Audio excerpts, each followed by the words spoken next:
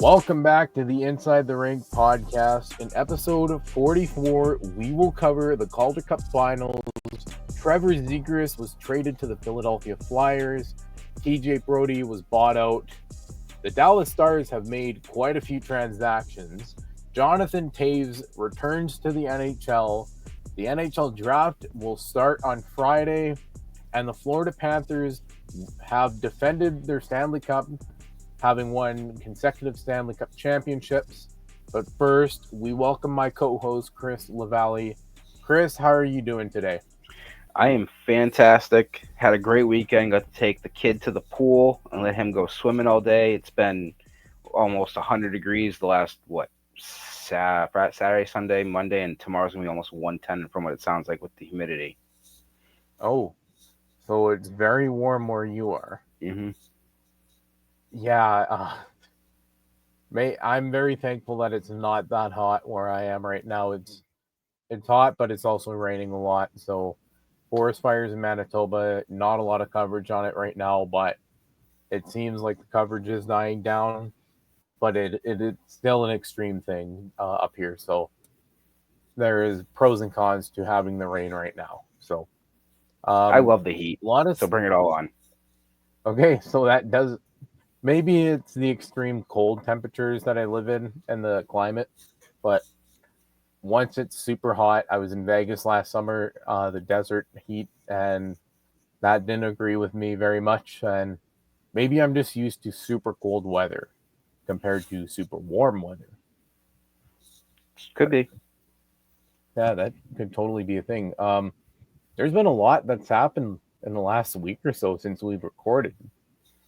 Stanley Cup champion, potentially a Calder Cup champion as we're recording, and a lot of off-season stuff is just in full swing. But without further ado, let's hear a word from our sponsor, DraftKings Sportsbook. DraftKings Sportsbook is Boston's hometown sportsbook. It's live right here in Massachusetts. Bet local on all your favorite sports from the comfort of your own home with DraftKings. To celebrate, all new customers will receive up to $150 in bonus bets when you sign up for DraftKings Sportsbook using code ITR. You can now bet local on money lines, spreads, props, and more with one of America's top-rated sportsbooks. That's DraftKings Sportsbook. Download the DraftKings Sportsbook app. Sign up with the code ITR to get up to $150 in bonus bets to use now that mobile sports betting is live in Massachusetts. That's code ITR only at DraftKings Sportsbook. If your loved one is experiencing problems with gambling, call 800-327-5050 or visit helplinema.org to speak with a trained specialist free and confidentially 24/7.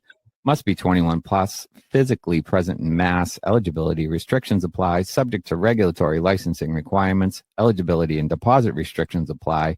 Opt-in required. Bonus issued as free bets. Terms at DraftKings.com/M.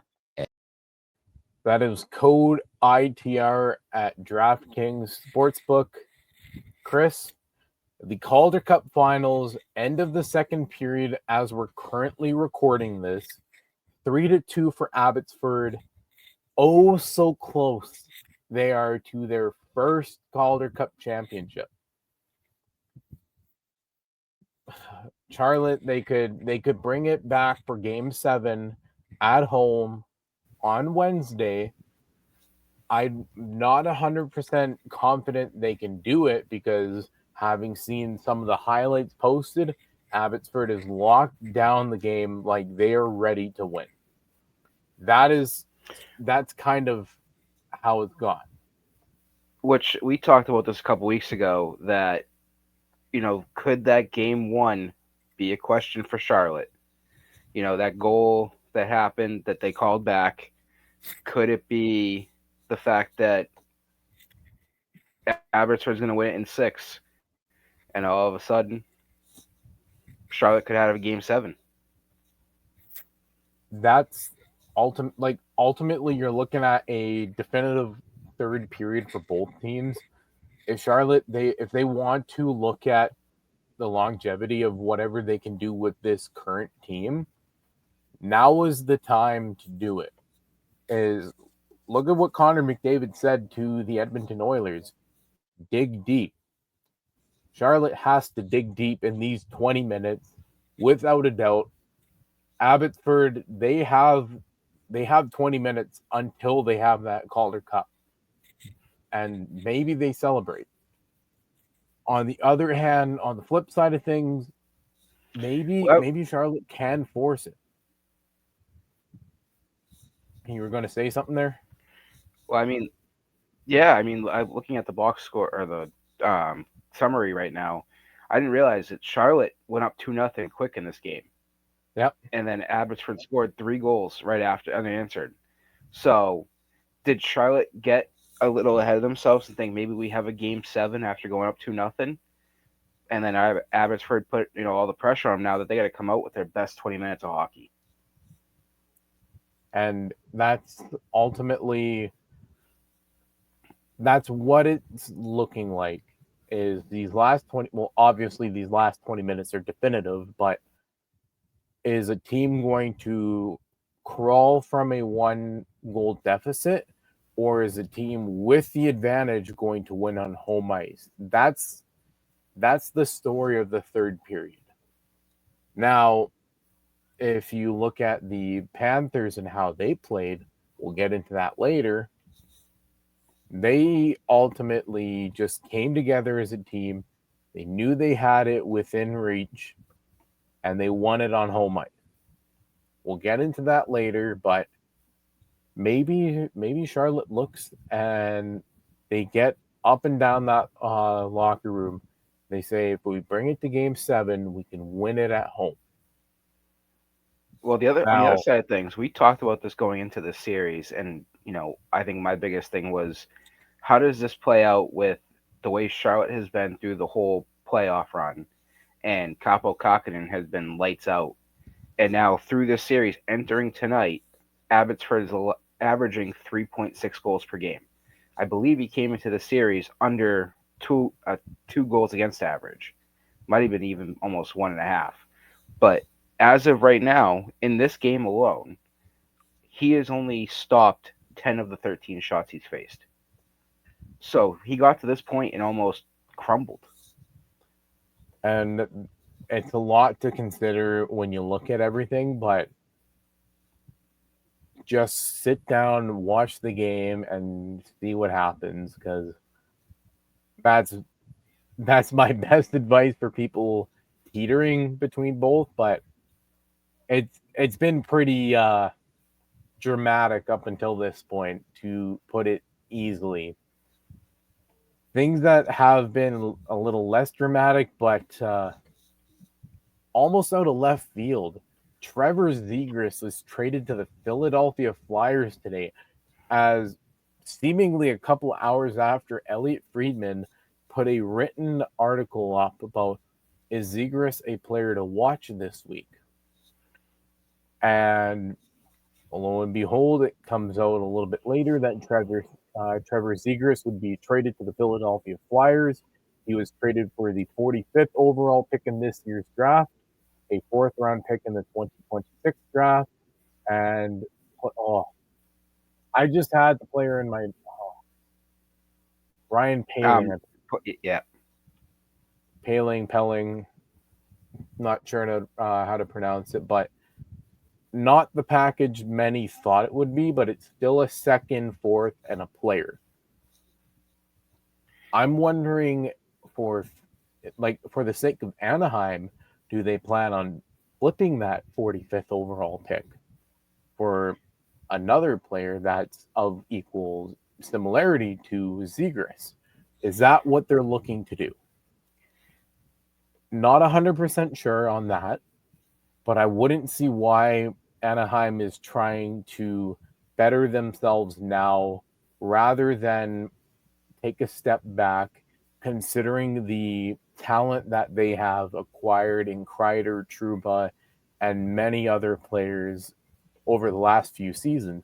You have Alex Killorn in there too, so why wouldn't you try to make a run with this team while you have that chance? The one thing that popped in my head after this trade, and this is something we've talked about, I think, at least 3 of the last 6 podcasts, maybe up until before the deadline, was a goalie on the Ducks in John Gibson. and you just said it right there with the 45th pick.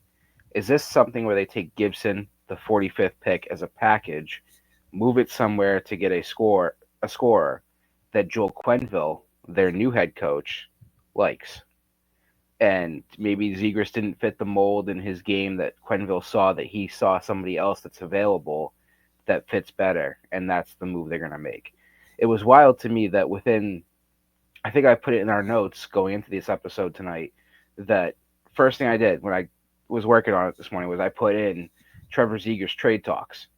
And literally, I just looked at the time between his article that he posted on Twitter and the actual tweet of the trade was an hour and 3 minutes. And the trade was done. Is how I knew something was up was Friedman posted the trade talks, the piece, and then the Inside the Rink writing claims chat. Out of nowhere was the notification that the Zegras to the Flyers trade was going to happen. And I was like, oh, okay. Things come out. I go on break and your article's up. I'm like, oh, well, take a look. And I read it. And lo and behold, here we are. We're talking about it now. But I saw a lot of people saying it was an underwhelming return. Yep.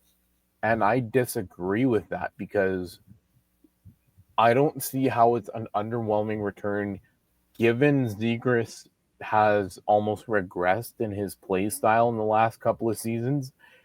And that's notable after Jamie Drysdale was traded.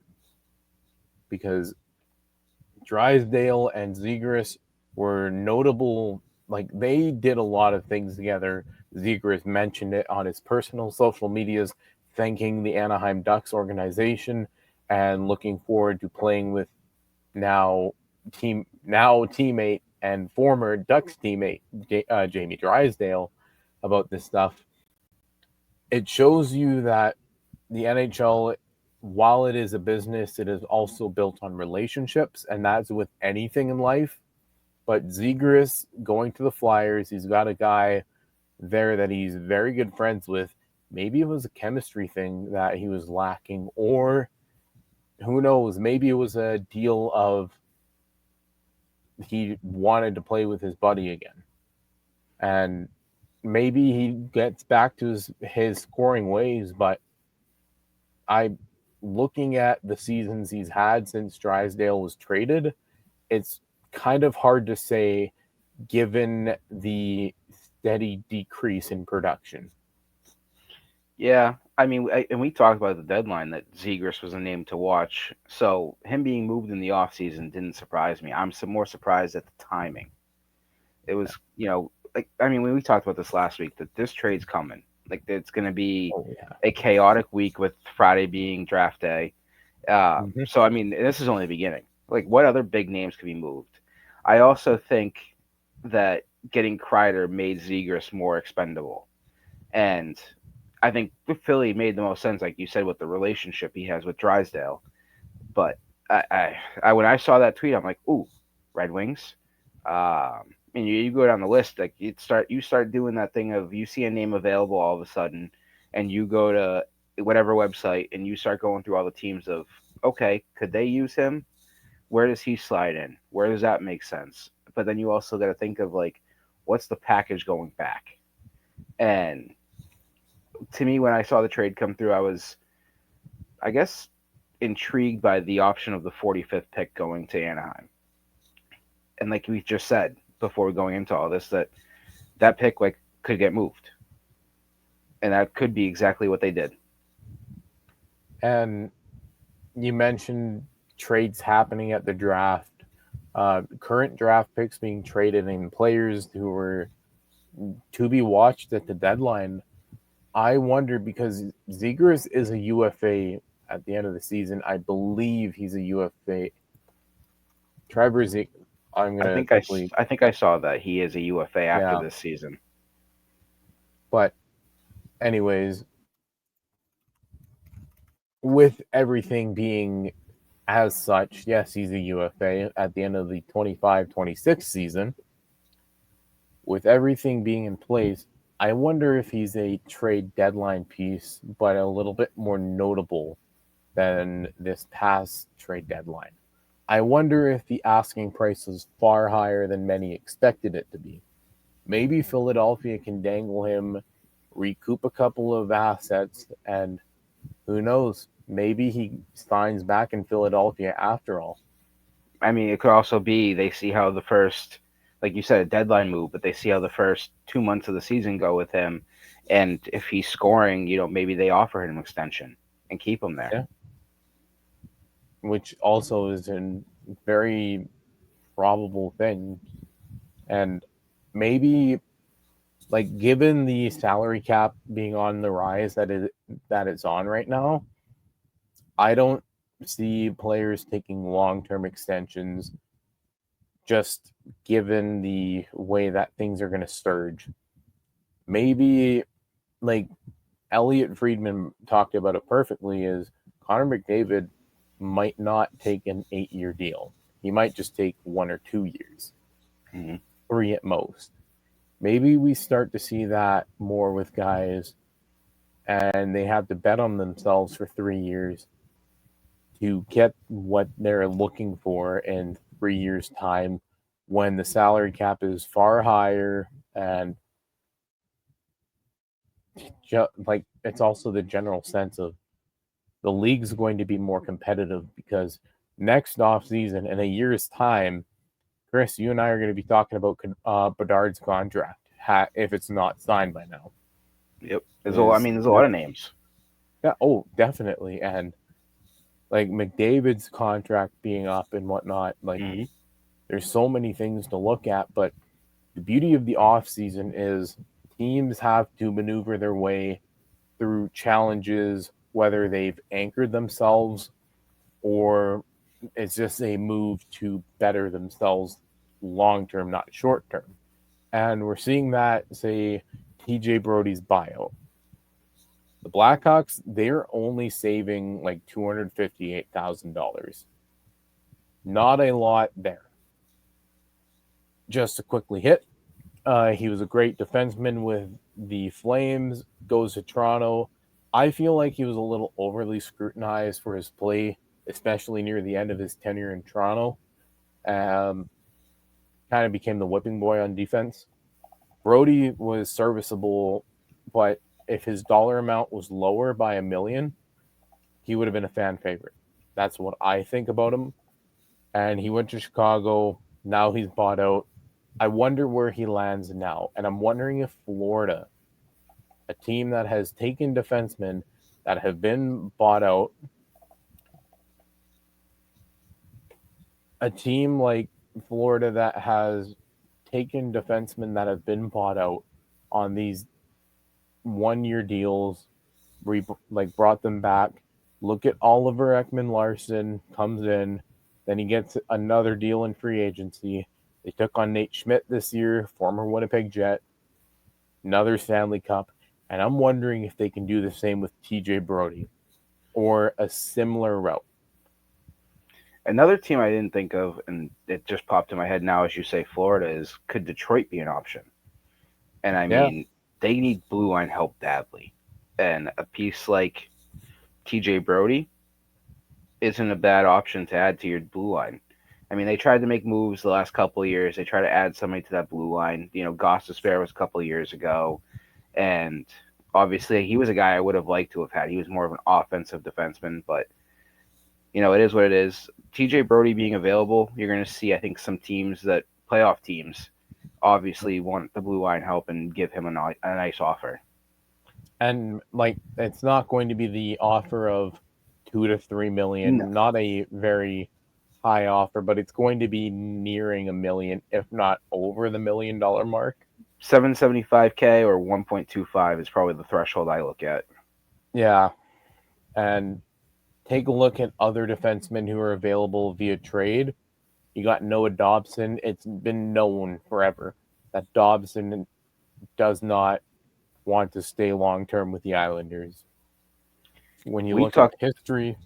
We talked about him at the trade deadline as an option to talk about, and he's a name I've seen a lot of places, a lot of teams saying they're interested. Yesterday, I saw one about the Red Wings being in on him, and I saw there was a report of an offer, I believe, and I saw the offer in an article from Bob Duff, and it said something along the lines of Jonathan Berggren, and now I'm drawing a blank on the other player's name that I saw. I actually wrote about it today, and it was a trade where automatically I go, I don't want to trade Berggren.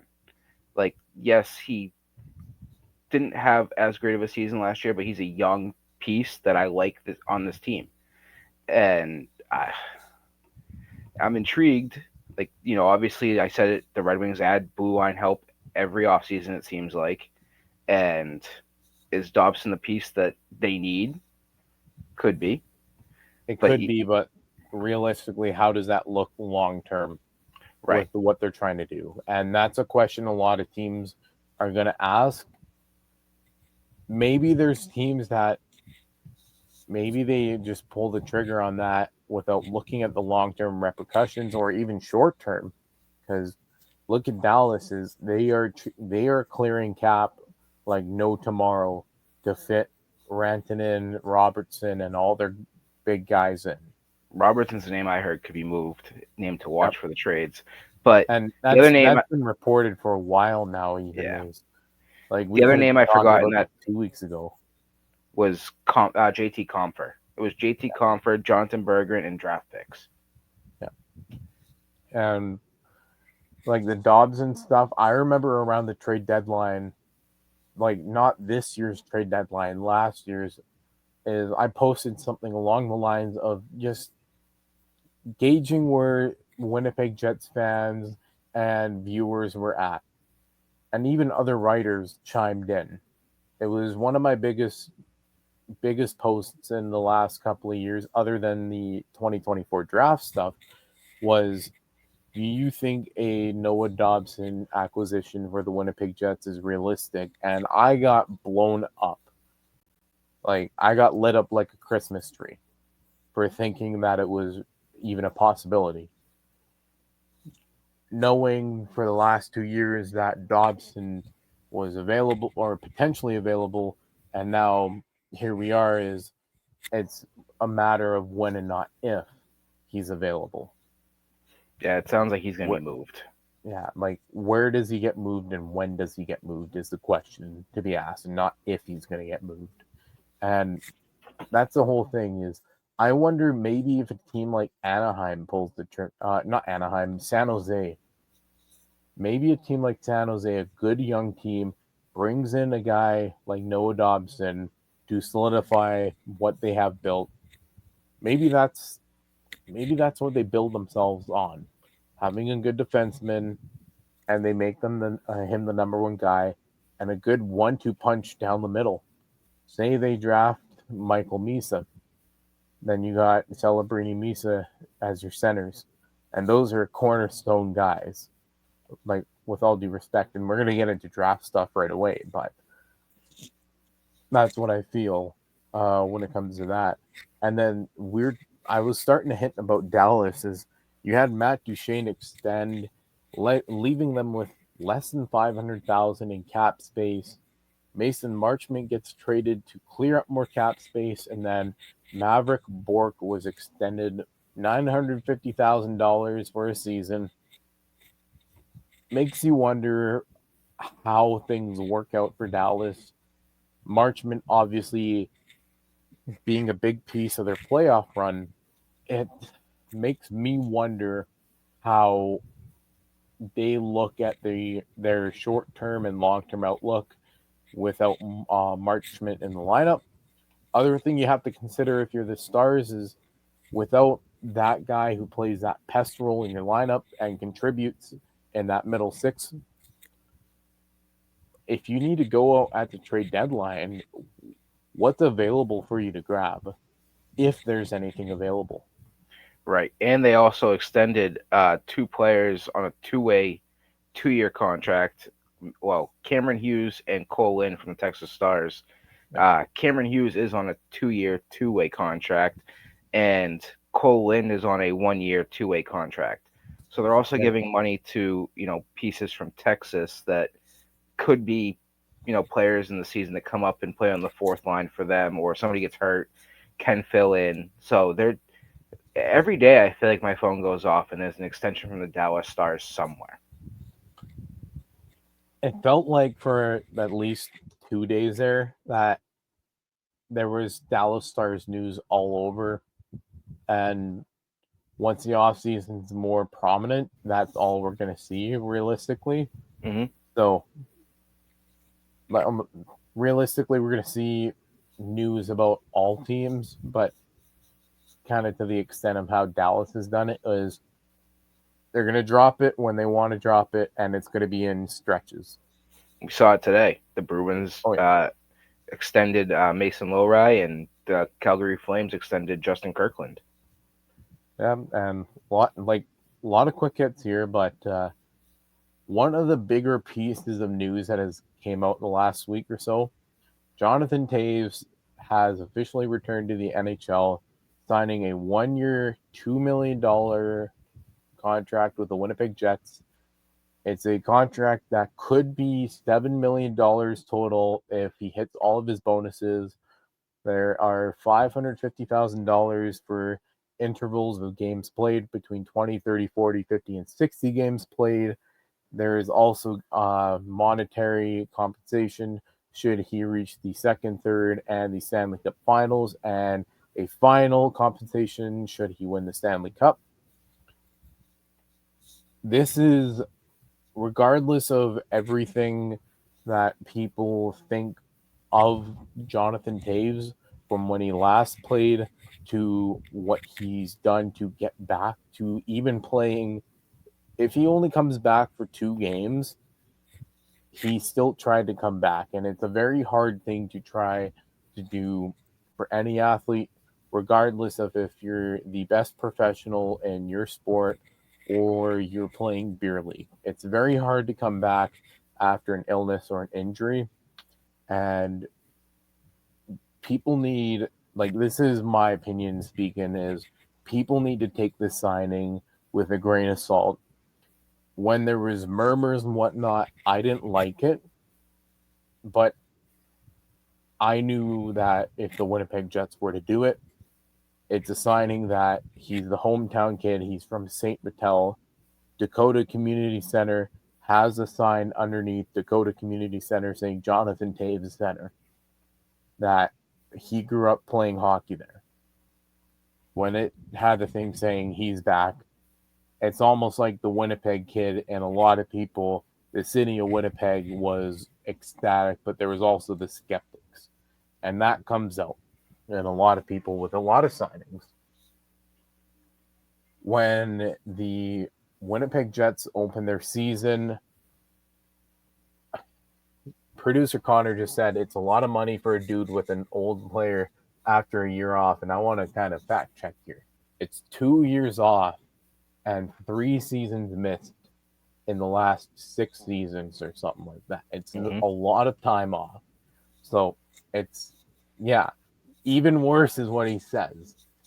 But here I am to rebuttal, put my 2 cents in here, is if it looks good, it looks great.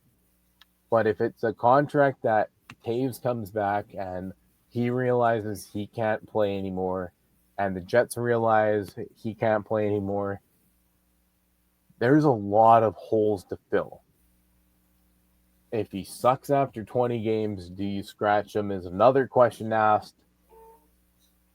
I would say, knowing the Winnipeg Jets coaching staff, they would be reluctant to scratch such a respected veteran and a known leader in the locker room, but hockey is about making, or sports in general is about making tough decisions. And if the Jets want to win a Stanley Cup, maybe the Jets have to make that tough decision, but I'm not incredibly hopeful that they can make that tough decision, considering Mason Appleton's spot in the lineup, Morgan Barron, Logan Stanley. It seemed like there was a lot of decisions made for them. And every 10 games after that 20-game mark, as Connor said, it's going to kill you against next season's cap. I don't see him playing 60 games, but maybe he comes out on night one and he looks like the Jonathan Toews that he should be, because when he was playing and it was noted he had long COVID symptoms, there was a lot there when it came to Jonathan Toews. Maybe he comes back and he looks rested, healthy, and where he needs to be as a hockey player. And I don't see Jonathan Toews at 37 years old playing very much hockey after this season. I see 2 seasons at most, and that contract dollar will go down significantly as the year passes. He could also be You get the- rejuvenated with where he's playing. It could be a whole career Exactly. changer for him. And people And- said it with Patrick Kane. You know, Patrick Kane had an injury, had surgery, and nobody expected him to come back and be the player that he was before. And he's come back and done it. I mean, there's been that question mark with so many different players that, you know, I expect first 5-6 games you might see a rejuvenated player in Jonathan Toews, but it may fall off and it may be short-lived. And if it's short-lived, the Jets need to make a tough decision before those bonuses start to kick in. Yep. Because they are not point-based performances. They are games played. And it seems like it's almost that contract seems like it's built to where Jonathan Toews will play, say, about 60 games played, because $2 million can be paid this year and $2.5 million T minus $2.5 million will be paid next year on their salary cap.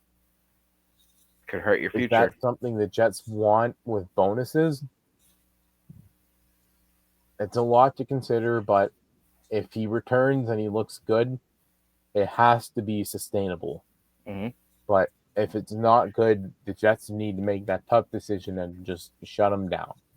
Even if it's for a 20-game stretch, bring him back, try him again, and rinse and repeat. Just ride it all year, and then do the LTIR, bring them back for the playoffs, and hope the rejuvenation works out. That's if the CBA is not Yeah, completely jumbled. right. So, because the NHL is looking into that, the whole LTIR thing. Yep. And yeah, the whole NHL side of things. The draft starts Friday. Chris, I know you're going to be watching a little bit more intently than I am, as the Red Wings are selecting a lot higher than the Winnipeg Jets. The Jets have the 28th overall pick. The Red Wings are 13th or so? I believe 14th. They are 13th. I cannot believe I got that off the top of my head. I just pulled up the draft order and it's 13th overall. Okay. So yeah, 15 slots ahead of the Winnipeg Jets. That's a position where it could be make or break, considering you don't know who's going to be available at 13th overall. It's going to be a watch and see. Could there be, as we said it before, trades? Like, is that a move where that pick could be traded, or you trade back? And that's my first of 2 points is, will the draft have far more trades on deck? The 2024 draft didn't have trades until like the dying minutes of the draft. And that was selfishly, that was one of the things that peeved me.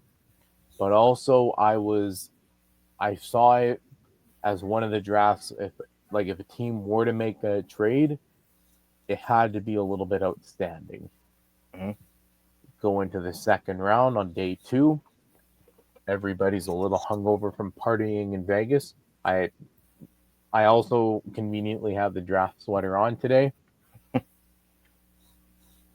Every team and every fan, like, in there at the Sphere was obviously partied a little hard, but there was a bit of an atmosphere knowing when you walked in that day that there was going to be trades.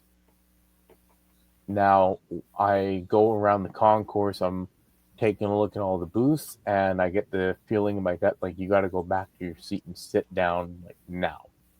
And not even 5 minutes later, Mikhail Sergachev was traded. So maybe Friday it's going to be a similar feeling for a lot of people, where you got to sit down and watch this. Maybe Saturday's that deal, but we're going to find out when the draft starts on both days. It's in Los Angeles at Peacock Theater, 7 p.m. Central Standard Time. Chris, my question for you, and I know you don't follow it as closely as I do you think Michael Misa or Matthew Schaefer will end up being the first overall draft selection in the 2025 Upper Deck NHL entry draft, or do you think there will be a trade made? I think the pick comes via what happens with Noah Dobson. If they move Dobson this week, you could see them go defenseman. If Dobson's not moved, I think they go Misa. Now, see, I've had that conversation with a lot of people, and working in baseball operations, shout out to my Golden Eyes family, Press Box family, is we've had this very strong debate going on for about 3 weeks now, close to a month. Is it going to be Misa or Schaefer that the Islanders draft? And the big debate is, it's well known that Noah Dobson has wanted out. Well documented even is another quote. Why would the Islanders not try and draft a defensive replacement rather than bring in a guy who solidifies their center depth? That's been a lot of talk around where I've been working. There's been a lot of talk online that the Islanders might be a little bit stronger off or better off taking Michael Misa, and knowing the position that the Sharks are in, do they get a little do you think they might get a little antsy and maybe they trade up for first overall, even if it costs them a pick or two? I think they could and make make it easier for the Islanders on who they take. The reason why I say the whole trade thing is I look at the Red Wings offer, and you said it right there with, a centerman late, like in the second, third line for them. Looking at the Red Wings offer that I saw from Bob Duff, JT Compher. Yeah. It's a piece that slides right in, can be a center on your third line. And so moving Dobson, is that what they're dangling? And, are they out there offering Dobson and saying, we want a center, or they want a center? And that's exactly the way they're going. And that's absolutely the way to look at it, in my opinion. There's also going to be a lot more draft surprises than people realize. Like Jack Ivankovic, goaltender, good chance he goes in the first round. I know Bob McKenzie has him ranked at 28th overall, and a lot of people, specifically in the Jets media, or the lower end of the Jets media people that I follow, a lot of the fringe or almost like the more niche and smaller creators that I like to follow, have said that it's a mistake if the Jets draft a goaltender. There's two arguments with that being.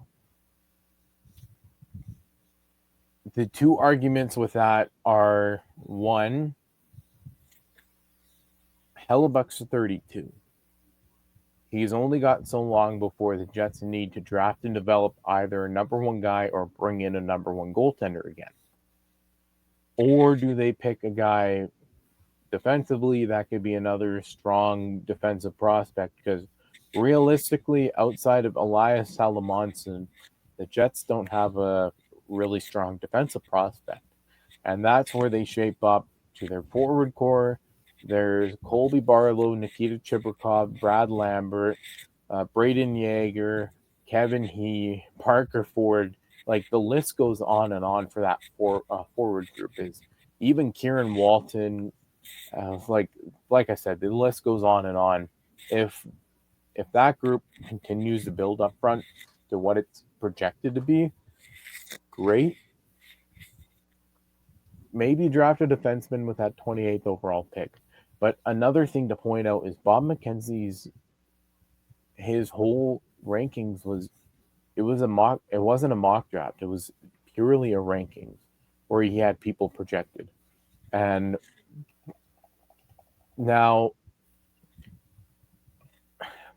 with the draft being the way it is, maybe the Jets are eyeing up a defenseman like Heoxi Wang, a guy who is big physical defenseman, very mobile, and can shoot the puck. Maybe they try and bring in another project defenseman like they tried to have with Logan Stanley. Maybe trade off Stanley and Hanola this offseason and try this whole experiment again. Bring back Fleury, Coughlin, and go from there with your depth.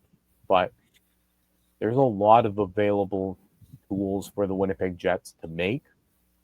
When you look at a team like Detroit, Chris, I know you're a little bit more knowledgeable than I am about the Detroit Red Wings, but I do know that Detroit, being in the position where you don't know if you're competing or if you're still retooling for next season, where do you go from here in the draft? Well, honestly, I think they have to look at the forward position. I mean, I think we've talked about this before. Goaltending, they seem like they're in a good situation with Sebastian Cossa coming, and you're going to save me. I'm going to butcher his last name again, but Trey Augustin? Augustin. Yeah, okay. I was almost there. Those are two pieces that so far look good for them.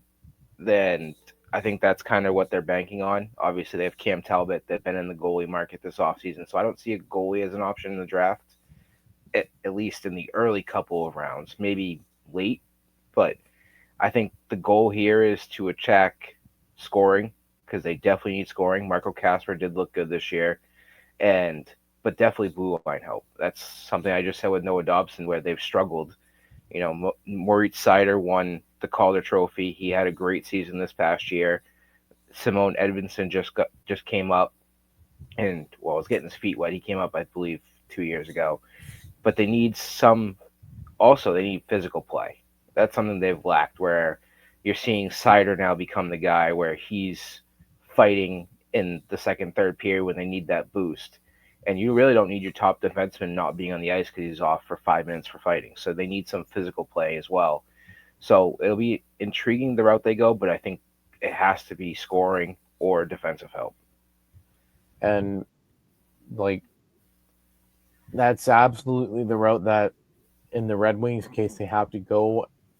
With this being a very steep center draft, I don't see why a team wouldn't take a flyer on anybody available to them at their current position.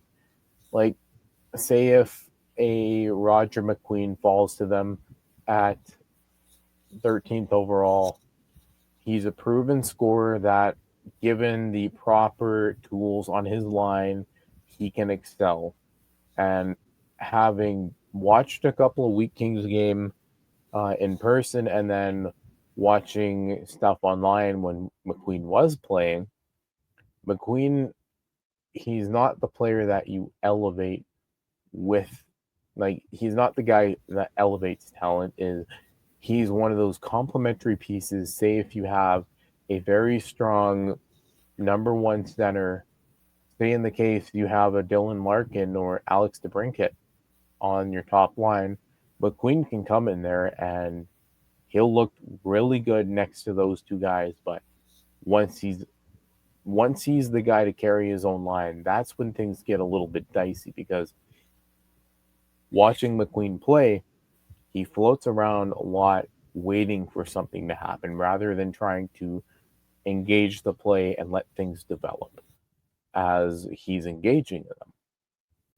With that comes a discipline thing, because players tend to make very crucial errors when it comes to making those decisions. Say you're trying to force, if you're floating in the neutral zone, for an example, and you see a player skating through, trying to recircle with the puck and you try to poke it off his stick, well, maybe you've accidentally tripped him and now you've cost your team. Or you try to slash the puck off the player's stick and, you slash the players in the leg and now it's a penalty.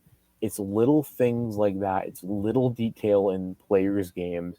And all of these players are under such deep scrutiny when it comes to their game and what they've done so far. McQueen's resume is great. Don't get me wrong, but I think maybe if the Red Wings could get a Roger McQueen, and I don't see him falling to 13th overall, but if he does, he's probably the best guy you put with a Larkin and DeBrincat. If it worked chemistry-wise, do it. I mean, like I said, I think they definitely need the scoring. Another thing I wanted to mention too is there was an article published on Inside the Rink this week from Matt Barry of Benders, and this is where I think is going into the draft, there's moves made for picks leading up to it. But he wrote about the possibility of the Bruins trading, what are they, 5? They're 7. 7. Okay, 7. If they're moving the 7 pick to the Islanders, if that happens, I think that's where we could see all hell break loose on draft night with moves being made on picks.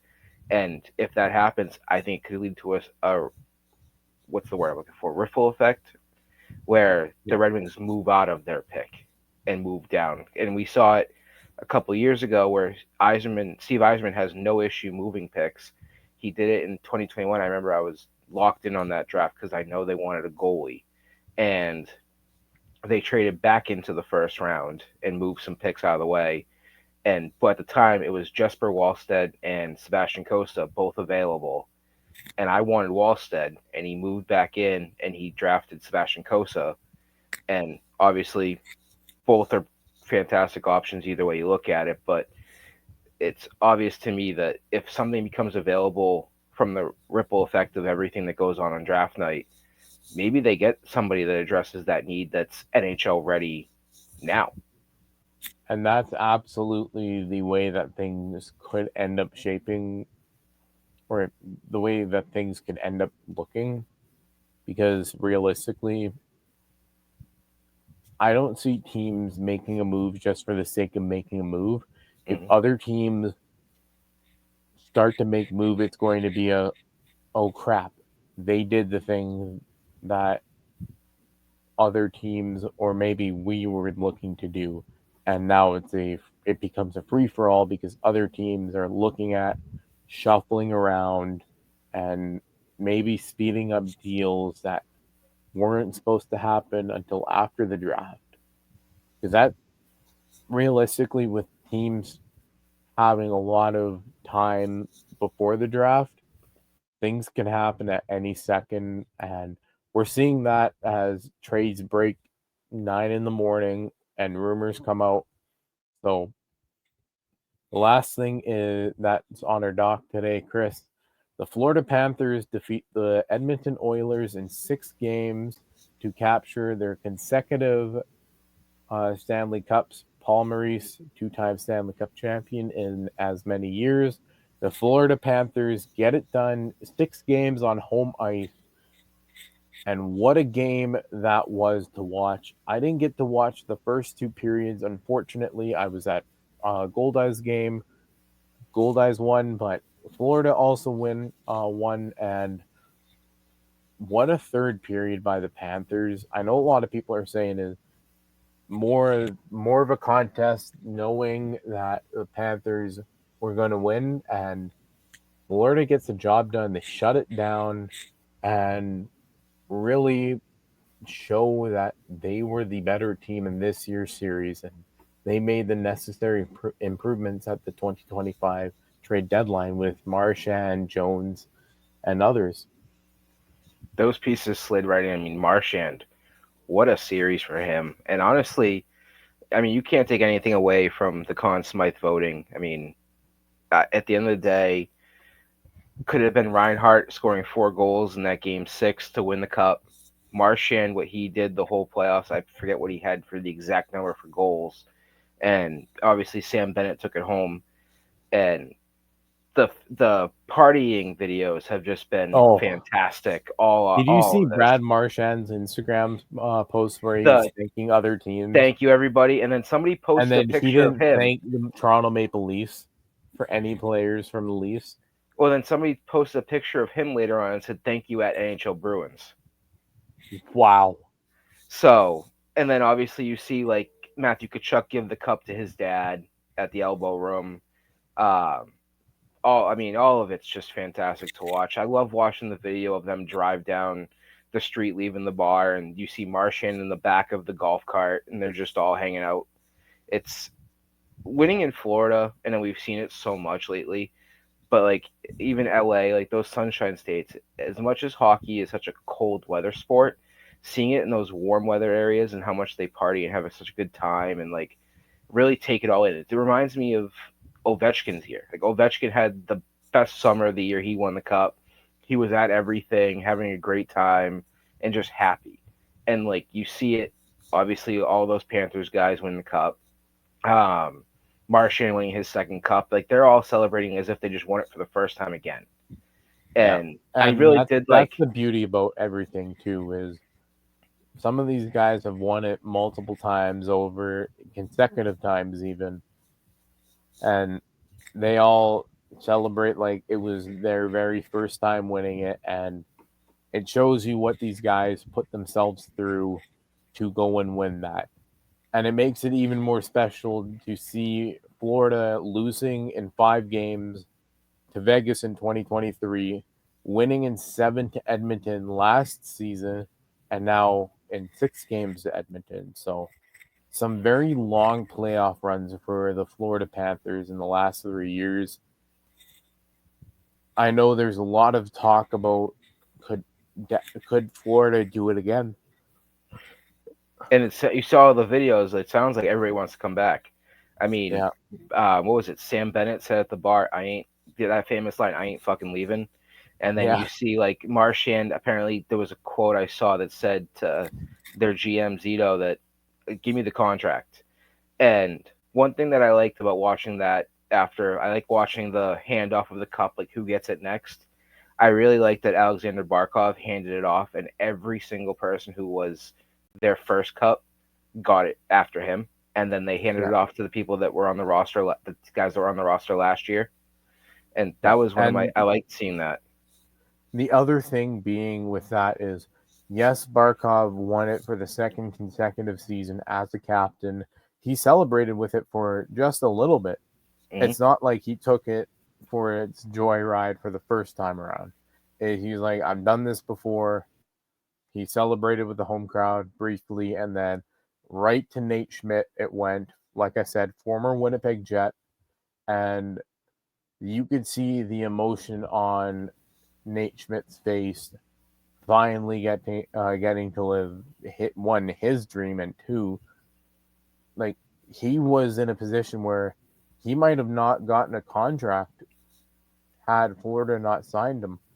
And that's a position he was in because a buyout, he was under a lot of media scrutiny, and going from that position in his career to winning a Stanley Cup that's a great position to be in. And third line guy or third pairing guy making less than $1 million and then going to win the Stanley Cup, that a lot to him. Like it's a lot to him and a lot to the team, because it shows you how they've really tackled this management side of things and their contract management. So watching every guy after Nate Schmidt who hasn't won the cup lift it, a lot of emotion, and then finally it gets to the guys who've won it before, and even them, it's like they lifted it for the first time again. Yeah. And there's going to be no better press conferences than Paul Maurice if he stays with the Florida Panthers. And that's because maybe he wants to end his career off on a high note, or maybe he feels like the Florida Panthers can do it a third year. And if they can, that's going to be, it'll be a rare feat that it has not been done since the Islanders. And On when top the of Islanders, champions, pardon? we have a Calder Cup champion. Oh, The Abbotsford Canucks finish it off. It's 3-2. They win the cup. Wow. So from the time of recording to the time of nearly wrapping things up, there is a Stanley Cup champion and a Calder Cup champion. And not from the same affiliation as well. Which is important to note. Charlotte was a Florida Panthers affiliate and does not happen. So I think it was, 1995. The Riverettes and the Devils are still the record or the last two teams to do it. Yeah. And, well, Chris, always nice talking hockey with you. Yeah, I'll see you next week. And a lot of stuff will have happened yet again. Every single week there's more to talk about. But as off season, this is the busiest season. There's going to be a lot to cover, and so we'll see you next week when we have even more to talk about and a lot more to discuss and debate. Have a good week.